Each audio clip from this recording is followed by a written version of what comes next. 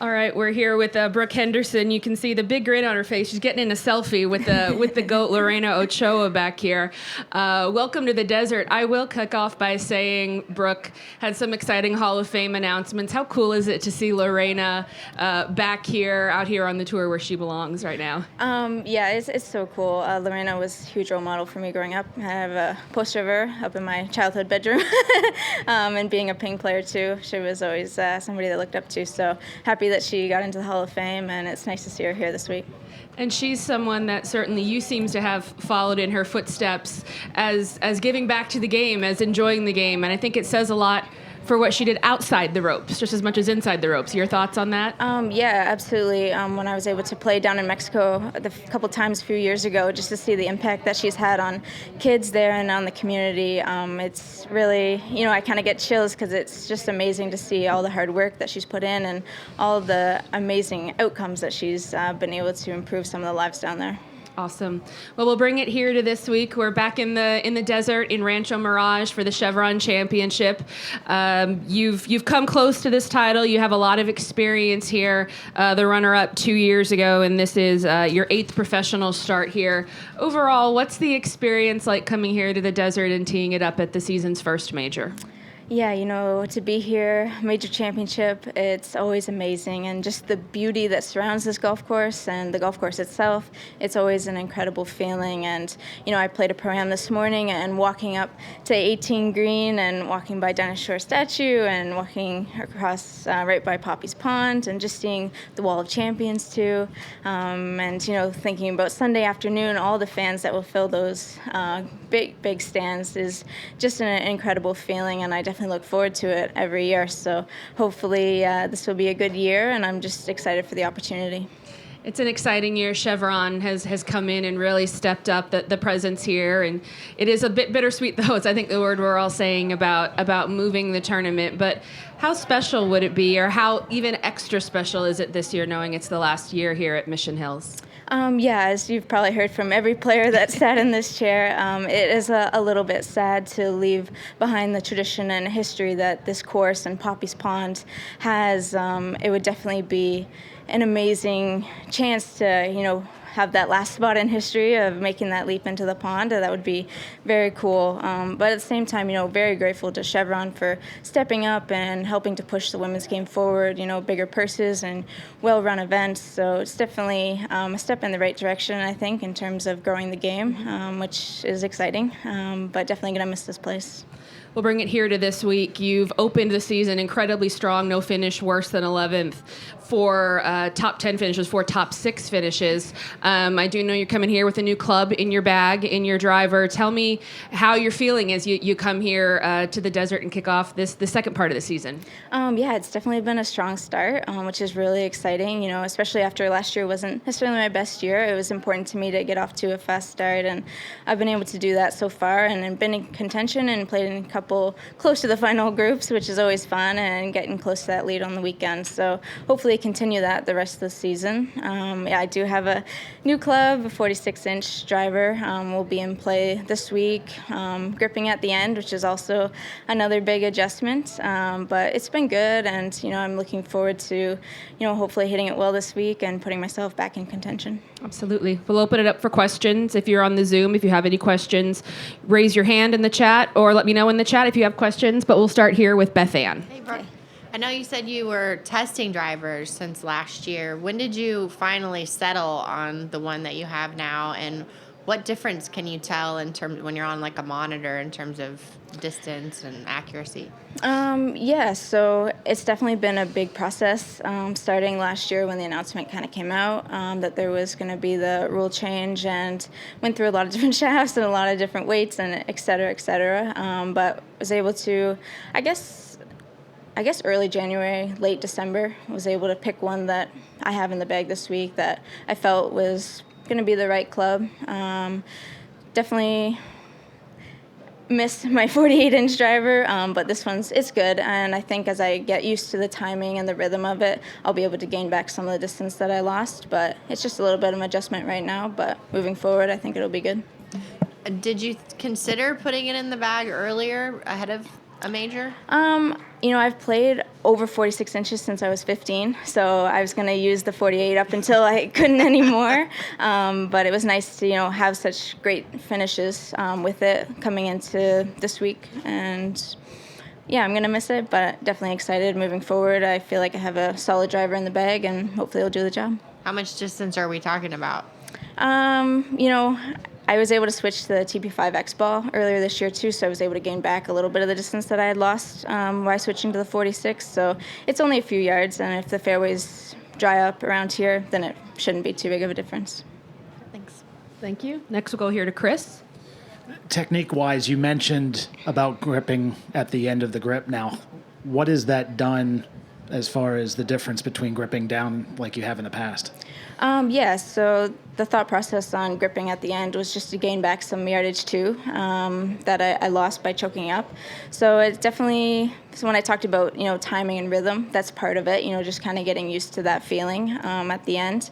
But it's been working out so far, as I said, and it's definitely a big adjustment since I choked down on everything else. But I think it's what needs to be done to get some distance back.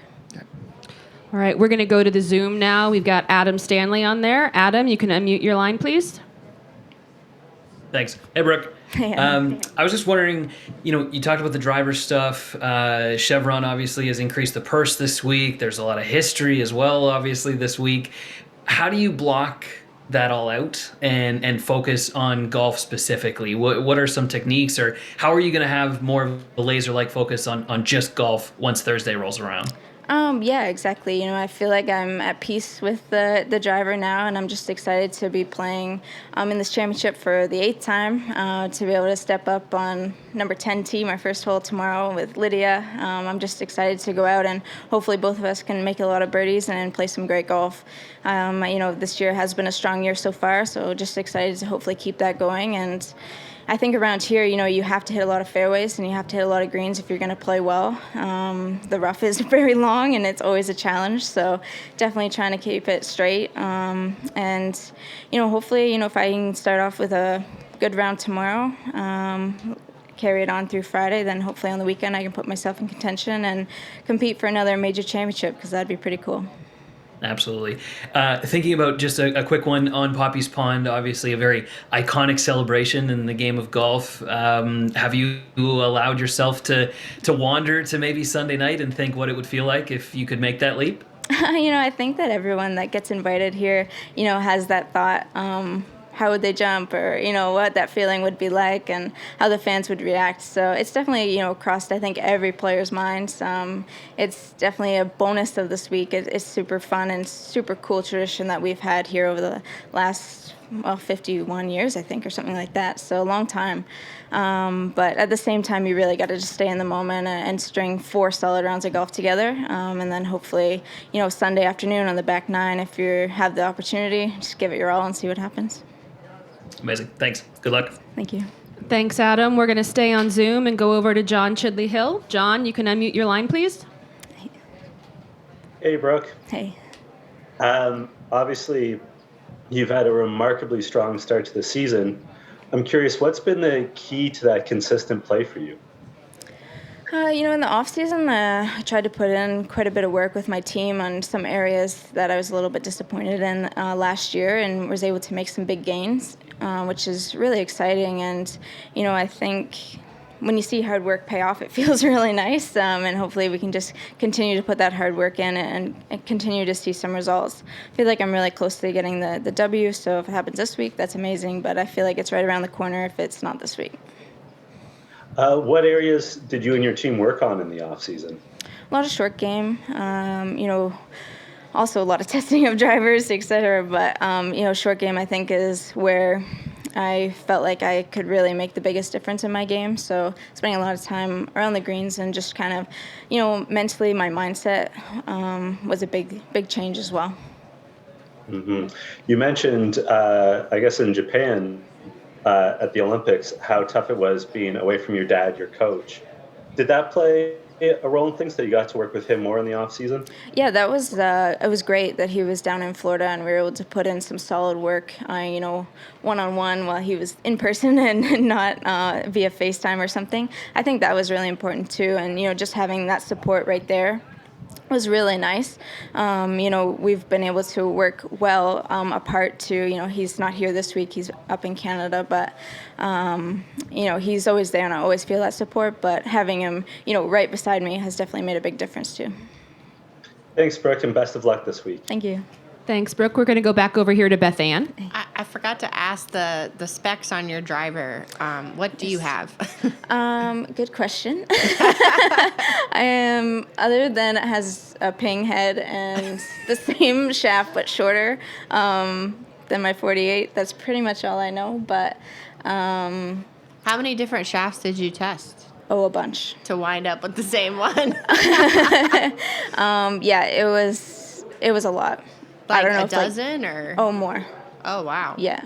But this one works, so. Did I'm you happy. test different heads too? Mm-hmm. Yeah. Yeah. So this is the same head that I was using too. So a lot of things are similar. Ping did do some work like up in the grip and things to make it feel a little bit better. But for the most part, a lot of similarities. Do you think you might, on the rest of your clubs, end up gripping them the same in time? Yeah, I thought about it. After I was able to make this adjustment pretty easily, I was considering, it might be easier just for timing and rhythm and the way it feels to start to gradually grip everything at the end. I think that's just something that time will tell. Thank you. Sure. All right, we're going to go back to the Zoom to Douglas Maida. Douglas, you can unmute your line, please. Hi, Brooke. You mentioned about getting off to a fast start this season. What do you think contributed to that? Yeah, just a lot of hard work in the off season, I think, and didn't finish off the season. Or I finished the season off pretty well last year, but the middle part of it wasn't the best. So I definitely just wanted to come out to a faster start, and I think I put on a lot of focus during the off season on just making sure that I got some solid rounds under my belt early and some good finishes. Okay. About your driver, obviously it's going to be the big question this week for you. When you were fitting and testing, did your fitter look at maybe adding a little bit of weight to the butt end of the club to help you maintain some sort of sense of balance? Actually, yeah, there is weight in the end of the grip. For further questions on that, you have to ask Ping and Scott, my rep. But I do know that there's weight in the grip to help with that feeling of as if I was choking up on the 48. Right. Excellent. With the elimination of the wall on 18 this year, again, how will it change your strategy? And if so, will it change your strategy? And if so, how?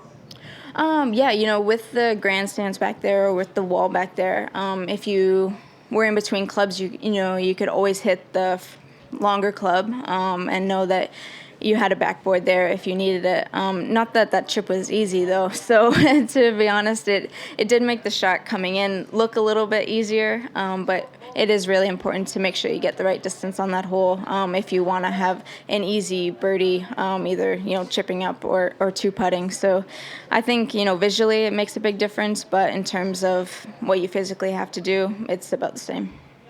Okay. All right. Thanks, Brooke. Thanks, Douglas. All right, I think that's it for here. I'll wrap up with one more question from me. A great highlight this week of our last week in Rancho Mirage is going to be having the fans back. You always have a strong fan base here. I'm going to put Gordy back here, who I met at the Pro-Am party last night on the spot. He's the head of the walking scorers and a proud member of Brooks Brigade, so I told him to come out and listen. What does it mean to finally, after 2 years of strangeness here, be able to celebrate this last event with fans and be able to do it right? Yeah, it's amazing. Even out in the Pro-Am earlier this morning, I had people following along, and it's just such a great feel. You miss the energy and the adrenaline rush that you get by having the fans here, and especially, on 18 with those huge grandstands and having them filled on the weekend. It's always such an amazing feeling. So hopefully a lot of people do decide to come out and watch, and hopefully Brooke Brigade's pretty strong too, because I always enjoy having their support. Awesome. Well, thanks so much. Have a great week. We'll see you out there. Thank you.